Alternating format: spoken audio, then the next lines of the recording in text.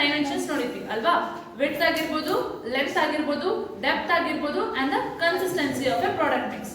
ಎಲ್ರಿಗೂ ಅರ್ಥ ಆಗಿದೆಯಲ್ಲ? ವಿಡ್ತ್ ಅಂದ್ರೆ ಏನು, ಲೆಂತ್ ಅಂದ್ರೆ ಏನು, depth of the product mix ಅಂದ್ರೆ ಏನು, consistency of A product mix. ಆಯ್ತಾ? ಇದಾದ್ಮೇಲೆ ಆ ಟಾಪಿಕ್ ಅಲ್ಲಿ ಬರುವಂತದ್ದು ಸ್ಟ್ರಾಟಜೀಸ್ ಆಫ್ ಪ್ರಾಡಕ್ಟ್ ಮಿಕ್ಸ್. ಅದಕ್ಕಿಂತ ಮುಂಚೆ ಮತ್ತಿನ್ನೊಂದೇನು ಡಿಸ್ಕಷನ್ ಮಾಡಿದ್ವಿ? Objectives and benefits. ಹೌದಾ? ಅದರಲ್ಲಿ 3 ಪಾಯಿಂಟ್ಸ್ ಇರೋದು. ಅದಾದ್ಮೇಲೆ ನೆಕ್ಸ್ಟ್ ಬರುವಂತ ಟಾಪಿಕ್ ಬಂದ್ಬಿಟ್ಟು strategies of product mix. Strategies of product mix ಅಂದ್ರೆ ಏನು? ಪ್ರಾಡಕ್ಟ್ ಮಿಕ್ಸ್ ಇನ ಯಾವ್ಯಾವ ರೀತಿಯ ಸ್ಟ್ರಾಟಜೀಸ್ ಇರುತ್ತೆ. ಓಕೆನಾ? ಫಸ್ಟ್ ಸ್ಟ್ರಾಟಜಿ ಬಂದ್ಬಿಟ್ಟು expansion of product mix. Expansion of product mix ಅಂತಂದ್ರೆ addition of number of items, number of product lines, if not number of product items ನ ಅಡಿಷನ್ ಮಾಡುವಂತದ್ದು. ಈಗ ಫಾರ್ ಎಕ್ಸಾಂಪಲ್ ನಂದೊಂದು ಕಂಪನಿ ಇದೆ, ನಂದು ಕಂಪನಿಯಲ್ಲಿ 4 ಪ್ರಾಡಕ್ಟ್ ಲೈನ್ ಇದೆ. ಪ್ರಾಡಕ್ಟ್ ಲೈನ್ ಗೊತ್ತಲ್ಲ ಎಲ್ರಿಗೂ? ಪ್ರಾಡಕ್ಟ್ ಲೈನ್ ಇದೆ. ಆ ಪ್ರಾಡಕ್ಟ್ ಲೈನ್ಗೆ ಇನ್ನ 2 ಪ್ರಾಡಕ್ಟ್ ಲೈನ್ ನಾನು ಆಡ್ ಮಾಡಬೇಕು, ನಾನು ಎಕ್ಸ್ಪಾನ್ಷನ್ ಮಾಡಬೇಕು ಅಂತ ಯೋಚನೆ ಮಾಡ್ತೀನಿ. That is adding of 2 or 3 ಅಂದ್ರೆ ನಂಬರ್ ಆಫ್ ಪ್ರಾಡಕ್ಟ್ ಲೈನ್ಸ್ ನ ಆಡ್ ಮಾಡಬಹುದು. ಅದು expansion of product mix. Product mix ಇದ್ರೆ ಮಾತ್ರ ತಾನೇ ನಮಗೆ ಆಗೋದು. ಪ್ರಾಡಕ್ಟ್ ಮಿಕ್ಸ್ ಅಂದ್ರೆ ಏನಂದ್ರೆ ನಂಬರ್ ಆಫ್ ಪ್ರಾಡಕ್ಟ್ ಲೈನ್ ಇರುತ್ತೆ, ಅವಾಗ ನಮಗೆ ವಾಸ್ಟ್ ಆಗಿ ನಮ್ಮ ಬಿಸ್ನೆಸ್ ನಾವು ಎಕ್ಸ್ಪ್ಯಾಂಡ್ ಮಾಡ್ಕೋಬಹುದು.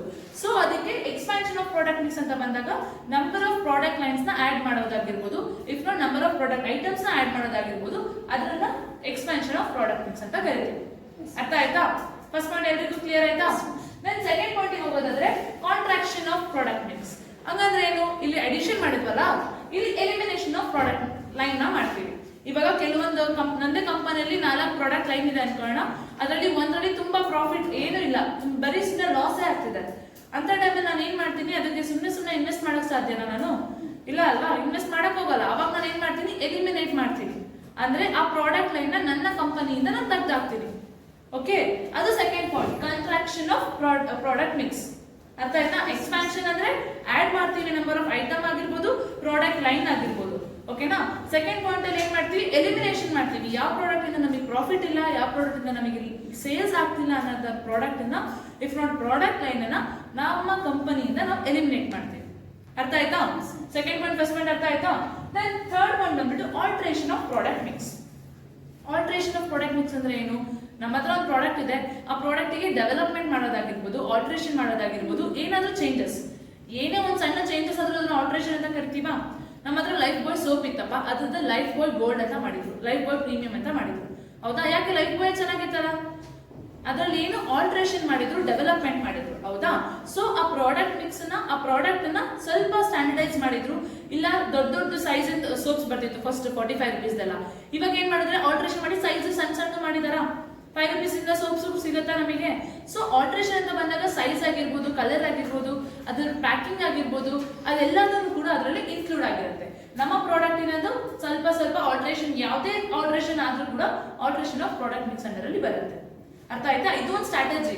ಯಾಕೆ ಪ್ರಾಡಕ್ಟ್ ಮಿಕ್ಸ್ ಸ್ಟ್ರಾಟಜಿ ಅಂತಂದ್ರೆ ನಮ್ಮ ಪ್ರಾಡಕ್ಟ್ ಅನ್ನು ನಾವು ಇನ್ಕ್ರೀಸ್ ಮಾಡ್ಕೋಬಹುದು ಸೇಲ್ಸ್ ಅನ್ನ ಮಾಡೋದಕ್ಕೆ. ಓಕೆ, ಪ್ರೊಡಕ್ಷನ್ ಇನ್ಕ್ರೀಸ್ ಮಾಡ್ಕೋತೀವಿ because of getting more sales. Okay, ಅರ್ಥ ಆಯ್ತಾ? Third point. Then next point ಬಂದ್ಬಿಟ್ಟು positioning of product mix. Positioning of product mix ಅಂದ್ರೆ ಏನು?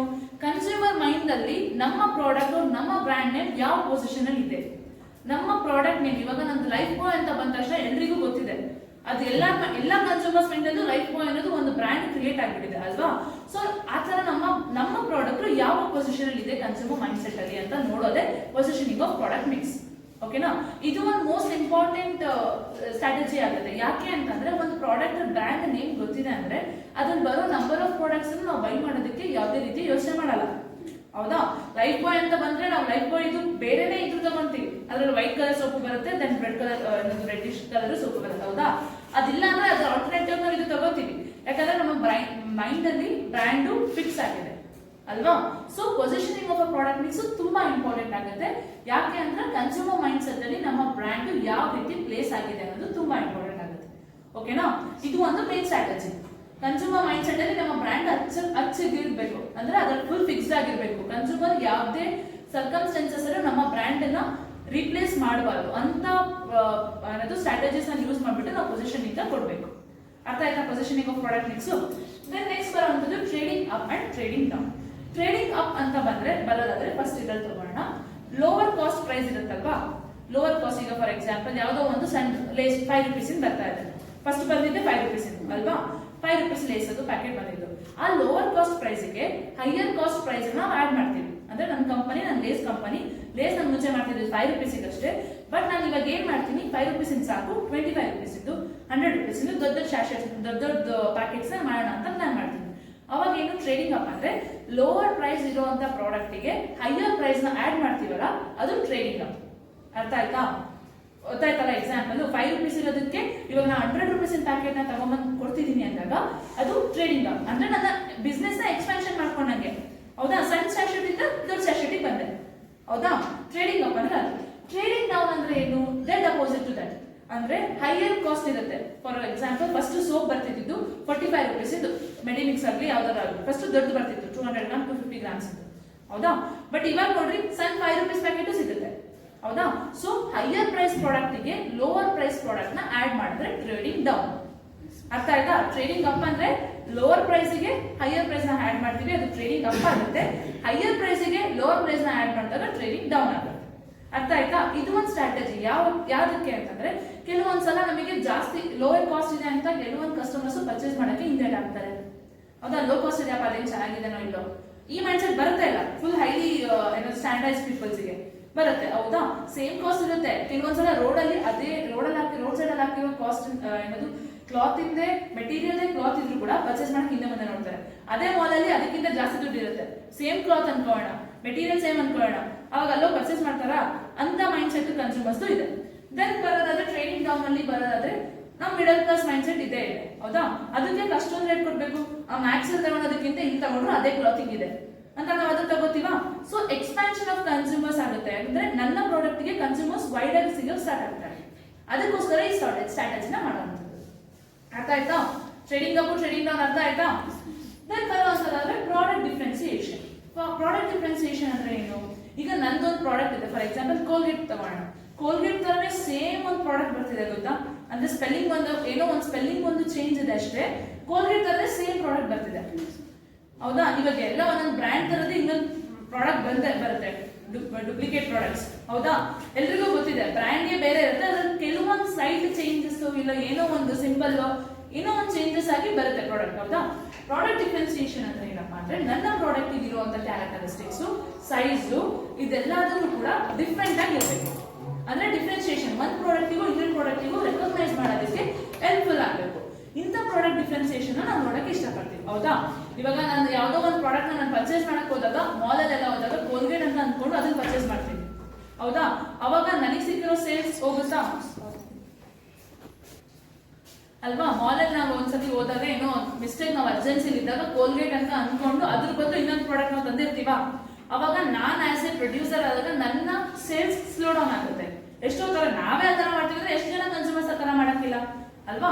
ಸೊ ಆ ಪಾಯಿಂಟ್ ನಮಗೆ ರೀಚ್ ಆಗಬಾರ್ದು. ಅದಕ್ಕೋಸ್ಕರ ಏನ್ ಮಾಡ್ಬೇಕು, ಅವಾಗ ನಮ್ಮ ಪ್ಯಾಕಿಂಗ್ ಆಗಿರ್ಬೋದು, ನಮ್ಮ ಸೈಜ್ ಆಗಿರ್ಬೋದು, ನಮ್ಮ ಕಲರಿಂಗ್ ಆಗಿರ್ಬೋದು, ಆ ಪ್ರಾಡಕ್ಟ್ ಇನ್ನೊಂದು ಪ್ರಾಡಕ್ಟ್ ಗಿಂತ ತುಂಬಾ ಡಿಫ್ರೆಂಟ್ ಆಗಿರ್ಬೇಕು. ಆ ಪ್ರಾಡಕ್ಟ್ ನೋಡಿದ ತಕ್ಷಣ ಓ ಇದು ನಮ್ದೇ ಬ್ರ್ಯಾಂಡ್ ಅಂತ ಅನ್ಸೋ ಹಾಗೆ ನಾವು ಪ್ರಾಡಕ್ಟ್ ಡಿಫ್ರೆನ್ಸಿಯೇಷನ್ ಮಾಡ್ಬೇಕು. ಅರ್ಥ ಆಯ್ತಾ? ಎಲ್ರಿಗೂ ಅರ್ಥ ಆಯ್ತಾ? ನೆಕ್ಸ್ಟ್ ಬರೋದು ಮಾರ್ಕೆಟ್ ಸೆಗ್ಮೆಂಟೇಷನ್. ಮಾರ್ಕೆಟ್ ಸೆಗ್ಮೆಂಟೇಷನ್ ಎಲ್ರಿಗೂ ಗೊತ್ತಿರ್ಬೇಕಲ್ಲ. ಏನು ಮಾರ್ಕೆಟ್ ಸೆಗ್ಮೆಂಟೇಷನ್ ಅಂದ್ರೆ? Division of market with homogeneous characteristics. ಇದು ಒಂದು main strategy of a product mix.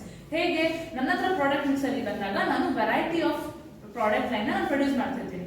So variety of product line produce ಮಾಡ್ತಿದ್ದೀನಿ ಅಂದಾಗ ಯಾವ ಪ್ರಾಡಕ್ಟ್ ಲೈನ್ಗೆ ಯಾವ ಕಸ್ಟಮರ್ಸ್ ಬೇಕಂತ ನಾನು ನೋಡ್ಕೊಂಡು ಪ್ರೊಡ್ಯೂಸ್ ಮಾಡ್ಬೇಕಾ? ಇವಾಗ ಹುಡುಗಿಯರದು ಶಾಂಪೂ ಪ್ರೊಡ್ಯೂಸ್ ಮಾಡ್ತಿದ್ದೀನಿ ಅಂದಾಗ ಅದಕ್ಕೆ ನನ್ನ ಪ್ರಾಡಕ್ಟ್, ನನ್ನ ಟಾರ್ಗೆಟ್ ಮಾರ್ಕೆಟ್, ನನ್ನ ಹೋಮೋಜಿನಿಯಸ್ ಮಾರ್ಕೆಟ್ ಯಾರಾಗಿರ್ತಾರೆ ಕನ್ಸ್ಯೂಮರ್ಸ್? ಆಬ್ವಿಯಸ್ಲಿ ಗರ್ಲ್ಸ್ ಆಗಿರ್ತಾರೆ. ಹೌದಾ? ಸೊ ನಾನು ಬಾಯ್ಸ್ ಬರ್ತೀನಿ ಅಂದ್ರೆ ಬಾಯ್ಸ್ ಇಂದ ಶಾಂಪೂಸ್ ಪ್ರೊಡಕ್ಷನ್ ಮಾಡ್ತೀನಿ ಅಂದ್ರೆ ನನ್ನ ಟಾರ್ಗೆಟ್ ಮಾರ್ಕೆಟ್ ಬಾಯ್ಸ್ ಆಗಿರ್ತಾರೆ ಅಲ್ವಾ? ಸೊ ನನ್ನ ಮಾರ್ಕೆಟ್ ಸೆಗ್ಮೆಂಟೇಷನ್ ಕ್ಲಿಯರ್ ಕಟ್ ಆಗಿ ಕರೆಕ್ಟ್ ಆಗಿ ಕನ್ಸ್ಯೂಮರ್ ನೀಡ್ಸ್ ಅಂಡ್ ವಾಂಟ್ಸ್ ನ ಫುಲ್ಫಿಲ್ ಮಾಡುವಂತ ಸೆಗ್ಮೆಂಟೇಷನ್ ಮಾಡಬೇಕು. ಓಕೆನಾ? ಅರ್ಥ ಆಯ್ತಾ? ಫಸ್ಟ್ ಬಂದ್ಬಿಟ್ಟು ಎಕ್ಸ್ಪಾನ್ಷನ್ ಆಫ್ ಪ್ರಾಡಕ್ಟ್ ಮಿಕ್ಸ್ ಅಂದ್ರೆ ಇಲ್ಲಿ ನಂಬರ್ ಆಫ್ ಆಡ್ ಮಾಡ್ತೀನಿ ಪ್ರಾಡಕ್ಟ್ ಲೈನ್ಸ್ ನ, ನಂಬರ್ ಆಫ್ ಐಟಮ್ಸ್ ಕೂಡ ನಾನು ಆಡ್ ಮಾಡಬಹುದು. ಹೌದಾ? ಸೆಕೆಂಡ್ ಬಂದ್ಬಿಟ್ಟು ಕಾಂಟ್ರಾಕ್ಷನ್ ಆಫ್ ಪ್ರಾಡಕ್ಟ್ ಮಿಕ್ಸ್ ಅಂತಂದ್ರೆ ಇದರಲ್ಲಿ ಎಲಿಮಿನೇಟ್ ಮಾಡ್ತೀನಿ. ಒಂದೊಂದು ಪಾಯಿಂಟ್ ನ್ಯಾಪ್ ಕಟ್ಕೊಡ್ರಿ ಒಂದೊಂದು ವರ್ಡಿಂಗ್ಸ್ ಅಲ್ಲಿ, ಅದನ್ನ ಇಟ್ಕೊಂಡು ಒಂದೊಂದು ಪ್ಯಾರಾಗ್ರಾಫ್ ಬರೀಬಹುದು ನಾವು. ಓಕೆನಾ? ಇದರಲ್ಲಿ ಎಲಿಮಿನೇಷನ್ ಮಾಡುವಂಥದ್ದು. ಆಲ್ಟ್ರೇಷನ್ ಆಫ್ ಪ್ರಾಡಕ್ಟ್ ಮಿಕ್ಸ್ ಅಂತಂದ್ರೆ ಚೇಂಜಸ್ ಮಾಡ್ತಾ ಹೋಗ್ತೀವಿ. ಹೌದಾ? ಸೈಜ್ ಆಗಿರ್ಬೋದು, ಕಲರ್ ಆಗಿರ್ಬೋದು, ಏನೋ ಒಂದು ಚೇಂಜಸ್ ಆಗ್ತಾ ಇರುತ್ತೆ. ಇಲ್ಲ ಪ್ರಾಡಕ್ಟ್ ಡೆವಲಪ್ಮೆಂಟ್ ಆಗಿರ್ಬೋದು, ಇದೆಲ್ಲನೂ ಕೂಡ ಆಲ್ಟ್ರೇಷನ್ ಒಳಗಡೆ ಇರುತ್ತೆ. Then positioning of market mix ಅಂದ್ರೆ ನಮ್ಮ ಬ್ರ್ಯಾಂಡ್ ಕನ್ಸ್ಯೂಮರ್ ಮೈಂಡ್ ಸೆಟ್ ಅಲ್ಲಿ ಹೇಗಿದೆ ಅನ್ನೋದನ್ನ ನಾವು ಫೈಂಡ್ ಔಟ್ ಮಾಡ್ಕೊಳ್ಳೋದು ಪೊಸಿಷನ್ ಆಫ್ ಪ್ರಾಡಕ್ಟ್ ಮಿಕ್ಸ್. ಓಕೆನಾ? ನೆಕ್ಸ್ಟ್ ಬರೋದಂದ್ರೆ ಟ್ರೇಡಿಂಗ್ ಅಪ್. ಟ್ರೇಡಿಂಗ್ ಅಪ್ ಅಂದ್ರೆ ಲೋವರ್ಗೆ ಹೈಯರ್ ನ ಆಡ್ ಮಾಡೋದು. ಟ್ರೇಡಿಂಗ್ ಡೌನ್ ಅಂದ್ರೆ ಹೈಯರ್ಗೆ ಲೋವರ್ ನ ಆಡ್ ಮಾಡೋದು. ಓಕೆನಾ? Next product differentiation and market segmentation. Identification different ಆಗಿರಬೇಕು, ನಮ್ಮ ಪ್ರಾಡಕ್ಟ್ ಬೇರೆ ಪ್ರಾಡಕ್ಟ್ ಗಿಂತ ಡಿಫರ್ ಆಗಿರಬೇಕು. Then market segmentation, obviously it is division of market with the homogeneous characteristics. Okay na? ಎಲ್ರಿಗೂ ಅರ್ಥ ಆಯ್ತಾ? ಪ್ರಾಡಕ್ಟ್ ಲೈಫ್ ಸೈಕಲ್ ಅಂದ್ರೆ ಏನು? ಎಲ್ಲದಕ್ಕೂ ಒಂದು ಲೈಫ್ ಸೈಕಲ್ ಇದೆ ಇರುತ್ತಾ? ಹ್ಯೂಮನಿಗೂ ಲೈಫ್ ಸೈಕಲ್ ಇದೆ, ಒಂದು ಅನಿಮಲ್ಗೂ ಲೈಫ್ ಸೈಕಲ್ ಇದೆ, ಯಾವುದೇ ಒಂದು ಸ್ಪೀಶೀಸ್ ಹುಟ್ಟಿದ್ರು ಕೂಡ ಅದೊಂದು ಲೈಫ್ ಸೈಕಲ್ ಇರುತ್ತೆ. ಹೌದಾ? ಬಾರ್ನ್ ಇಂದ ಹಿಡಿದು ಗ್ರೋತ್ ಇಂದ ಹಿಡಿದು ಮೆಚುರಿಟಿ ಇಂದ ಹಿಡಿದು ಡಿಕ್ಲೈನ್ ತನಕ ಒಂದು ಲೈಫ್ ಸೈಕಲ್ ಇದೆ. ಹ್ಯೂಮನ್ ಲೈಫ್ ಸೈಕಲ್ ಹೇಗೆ ಅಂತಂದ್ರೆ born, growth, maturity, then it goes back death. ಹೌದಾ? ಬಟ್ ಆಸ್ ಎ ಪ್ರಾಡಕ್ಟ್ ಗೆ ಬರೋದಾದ್ರೆ ಪ್ರಾಡಕ್ಟ್ ಗೆ ಒಂದು ಲೈಫ್ ಸೈಕಲ್ ಇದೆ. ಹೇಗೆ? ಒಂದು ಪ್ರಾಡಕ್ಟ್ ಬಾರ್ನ್ ಆಗುತ್ತೆ, ಇಲ್ಲ ಮಾರ್ಕೆಟಿಗೆ ನ್ಯೂ ಎಂಟ್ರಿ ಕೊಡುತ್ತೆ, ಅಲ್ಲಿಂದ ಅದು ಸ್ವಲ್ಪ ಗ್ರೋತ್ ಆಗುತ್ತೆ, ಗ್ರೋತ್ ಆದ್ಮೇಲೆ ಮೆಚುರಿಟಿ ಸ್ಟೇಜಿಗೆ ಹೋಗುತ್ತೆ, ದೆನ್ ಅಲ್ಲಿಂದ ಸ್ಯಾಚುರೇಷನ್ ಸ್ಟೇಜಿಗೆ ಹೋಗುತ್ತೆ, ಅಲ್ಲಿಂದ ಡಿಕ್ಲೈನ್ ಆಗುತ್ತೆ. ಇನ್ ದ ಸೆನ್ಸ್ ಬಾರ್ನ್ ಆದಾಗ ಅಷ್ಟೊಂದು ಕಸ್ಟಮರ್ಸಿಗೆ ಗೊತ್ತಿರಲ್ಲ, ಗ್ರೋತ್ ಆಗಬೇಕಾದ್ರೆ ಕಸ್ಟಮರ್ಸಿಗೆ ರೀಚ್ ಆಗ್ತಾ ಹೋಗುತ್ತೆ, ಮೆಚುರಿಟಿ ಸ್ಟೇಜಿಗೆ ಬಂದಾಗ ಹೇಗಾಗುತ್ತೆ, ಒಂದು ಹೈಯರ್ ಲೆವೆಲ್ ಅಲ್ಲಿ ಇರುತ್ತೆ, ಪೀಕ್ ಅಲ್ಲಿ ಇರುತ್ತೆ ಸೇಲ್ಸ್, ದೆನ್ ಸ್ಯಾಚುರೇಷನ್ ಲೆವೆಲ್ ಬಂದಾಗ ಸ್ವಲ್ಪ ಸ್ಲೋ ಡೌನ್ ಆಗಿರುತ್ತೆ, ದೆನ್ ಡಿಕ್ಲೈನಿಂಗ್ ಅಂತಂದ್ರೆ ಆ ಪ್ರಾಡಕ್ಟ್ ಮತ್ತೆ ರೀಸೇಲ್ ಆಗೋದು ತುಂಬಾ ಕಷ್ಟ ಆಗುತ್ತೆ. ಹೌದಾ? First according to the Philip Kotler ನೋಡೋದಾದ್ರೆ the product life cycle is an attempt to recognize the distinct stages in the sales history of the product. ಅಂದ್ರೆ ಪ್ರಾಡಕ್ಟ್ ಲೈಫ್ ಸೈಕಲ್ ಅಂದ್ರೆ ಹೇಗೆ? ಇಸ್ ಅನ್ ಅಟೆಂಪ್ಟ್, ಒಂದು attempt ಮಾಡೋದು ಯಾವುದಕ್ಕೆ? To know, to recognise to the stages, ನಮ್ಮ product ಯಾವ stage ಅಲ್ಲಿ ಇದೆ, ನಮ್ಮ ಪ್ರಾಡಕ್ಟ್ ಯಾವ ಲೈಫ್ ಸ್ಟೇಜ್ ಅಲ್ಲಿ ಇದೆ ಅಂತ ನೋಡುವಂಥದ್ದು. ಅದಕ್ಕೋಸ್ಕರ ಪ್ರಾಡಕ್ಟ್ ಲೈಫ್ ಸೈಕಲ್ ಅಂತ ಕರಿತೀವಿ. ಇವಾಗ ನಾನೊಂದು ಪ್ರಾಡಕ್ಟ್ ನಾನು ಪ್ರೊಡ್ಯೂಸ್ ಮಾಡಿದ್ದೀನಪ್ಪ, ನಾನು ಪ್ರೊಡ್ಯೂಸ್ ಮಾಡಿ ಮಾರ್ಕೆಟಿಂಗ್ ರೀಚ್ ಆಗಿ ಇಟ್ಸ್ ಆಲ್ಮೋಸ್ಟ್ ಒಂದು 5 years ಅಂತ ಅನ್ಕೋಣ. 5 years ಆದ್ಮೇಲೆ ನನ್ನ ಲೈಫ್ ಸೈಕಲ್, ನನ್ನ ಪ್ರಾಡಕ್ಟ್ ಯಾವ ಸ್ಟೇಜ್ ಅಲ್ಲಿ ಇದೆ ಅಂತ ನೋಡ್ಬೇಕು ಅಂತ ನನಗೆ ಯೋಚನೆ ಇದ್ದೇ ಇರುತ್ತಾ? ಹೌದಾ? ಅಂದ್ರೆ is it in growth stage or it is in maturity stage, ಈ ತರ ನೋಡ್ಬೇಕಂತ ನಮಗೆ ಯೋಚನೆ ಇದ್ದೇ ಇರುತ್ತಾ? ಸೊ ಅದನ್ನ ರೆಕಗ್ನೈಸ್ ಮಾಡೋದಕ್ಕೆ ಒಂದು ಅಟೆಂಪ್ಟ್ ಮಾಡ್ತೀವಲ್ಲ, ಡಿಸ್ಟಿಂಕ್ಟ್ ಯಾವ ಸ್ಟೇಜ್ ಅಲ್ಲಿ ಇದೆ ಅಂತ ನೋಡೋದಕ್ಕೆ, ನಾವು ರೆಕಗ್ನೈಸ್ ಮಾಡೋದಕ್ಕೆ ಅಟೆಂಪ್ಟ್ ಮಾಡ್ತೀವಲ್ಲ, ಅದನ್ನೇ ಪ್ರಾಡಕ್ಟ್ ಲೈಫ್ ಸೈಕಲ್ ಅಂತ ಕರೀತಿದ್ದಾರೆ. ಪ್ರಾಡಕ್ಟ್ ಲೈಫ್ ಸೈಕಲ್ ಅಂತ ಅರ್ಥ ಆಯ್ತಾ? ಮೀನಿಂಗ್ ಆಫ್ ಫ್ಲಿಪ್ ಕೊಟ್ರೆ ಅರ್ಥ ಆಯ್ತಾ? ಡೆಫಿನಿಷನ್ ಅವ್ರು ಹೇಳಿರೋದು. ದೆನ್ ಸೆಕೆಂಡ್ ಬರೋದಾದ್ರೆ the life cycle of a product has many points of similar with the human life cycle. Human life cycle ಅಂದ್ರೆ ಹ್ಯೂಮನ್ ಲೈಫ್ ಸೈಕಲ್ಗೂ ಪ್ರಾಡಕ್ಟ್ ಲೈಫ್ ಸೈಕಲ್ಗೂ ತುಂಬಾ ಸಿಮಿಲಾರಿಟೀಸ್ ಇದೆ ಅಂತ ಹೇಳ್ತಿದ್ದಾರೆ. ನಾ ಹೇಳಿದಾಗೆ ಇದು it may be a born ಆಗಿರ್ಬೋದು, ಅಲ್ಲಿಂದ ಮೆಚುರಿಟಿ ಸ್ಟೇಜ್ ಆಗಿರ್ಬೋದು, ಗ್ರೋತ್ ಆಗ್ಬೋದು, then to the declining stage ಅಲ್ವಾ? ಸೊ ಎಲ್ಲದರಲ್ಲೂ ಕೂಡ ಹ್ಯೂಮನ್ ಬಿಹೇವಿಯರಿಗೂ ಇದಕ್ಕೂ ಸ್ವಲ್ಪ ಸಿಮಿಲರ್ ಇದೆ ಅಂತ ಹೇಳ್ತಿದ್ದಾರೆ. ಅರ್ಥ ಆಯ್ತಾ? ಎಲ್ರಿಗೂ ಅರ್ಥ ಆಯ್ತಾ? Meaning of product life cycle ಅರ್ಥ ಆಯ್ತಾ? ಅಂದ್ರೆ ಏನು ಅಂತ ಅರ್ಥ ಆಯ್ತು ಅಲ್ವಾ? ಆ ಪ್ರಾಡಕ್ಟ್ ಲೈಫ್ ಸೈಕಲ್ ಎಷ್ಟು ಸ್ಟೇಜ್ ಇದೆ ಅಂತ ಹೇಳಿದೆ. There are 5 stages. ಓಕೆನಾ?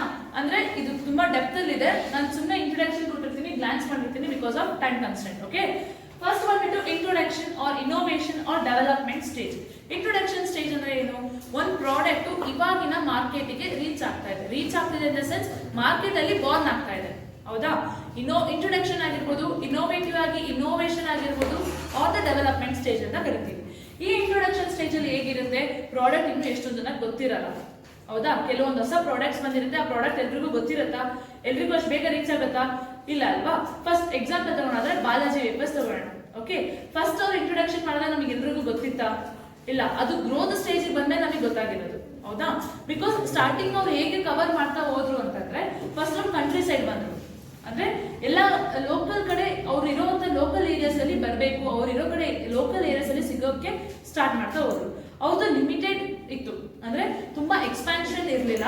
ಇನ್ ದ ಸೆನ್ಸ್ ಕೆಲವೊಂದು ಪ್ರಾಡಕ್ಟ್ಸ್ ನ ಮಾತ್ರ ಅವರು ಇಂಟ್ರೊಡಕ್ಷನ್ ಸ್ಟೇಜ್ ಒಳಗೆ ಬಿಟ್ಟರು. ಬಿಕಾಸ್ ಇಂಟ್ರೊಡಕ್ಷನ್ ಸ್ಟೇಜ್ ತುಂಬಾ ರಿಸ್ಕಿ ಇರುತ್ತೆ. ಹೌದಾ?